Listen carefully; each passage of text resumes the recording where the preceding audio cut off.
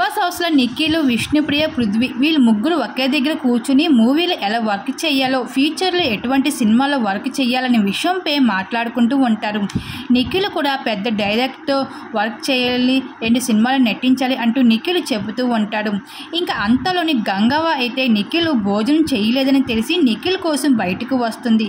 అయితే ఇక్కడ విష్ణుప్రియ, పృథ్వీ ఉన్నప్పటికీ వాళ్ళని పక్కన పెట్టి స్పెషల్గా నిఖిల్నే బొవ్వు తిన్నావా, తినకపోతే లోపలికి పో, తిను, టైం అవుతుంది కదా, ఇంకా తినకుండా ఏం చేస్తున్నావు అంటూ గంగవ్వ నిఖిల్కి స్పెషల్గా కేర్ తీసుకుంటూ ఇక్కడ అది చూసి నిఖిల్ అయితే గంగవ్వ తింటానే పో అంటూ గంగవ్వని ముద్దులాడుతూ ఉంటాడు.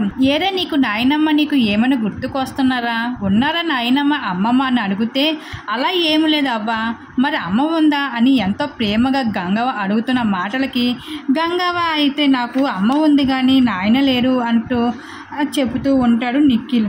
అయ్యో ఏం పర్వాలేదులే, నాకు కూడా అమ్మ నాన్న ఎవరు లేరు చూసావా అంటూ గంగవ్వ అయితే అనేసరికి అరే గంగవ్వ మేమందరం నీకు ఉన్నాము కదా అంటూ ముద్దులాడుతూ ఉంటాడు నిఖిల్. ఈ విధంగా బిగ్ బాస్ హౌస్లో అయితే ఆ గంగావతి నిఖిల్ది అయితే రిలేషన్షిప్ చాలా మామ మనవలా కనిపిస్తుంది.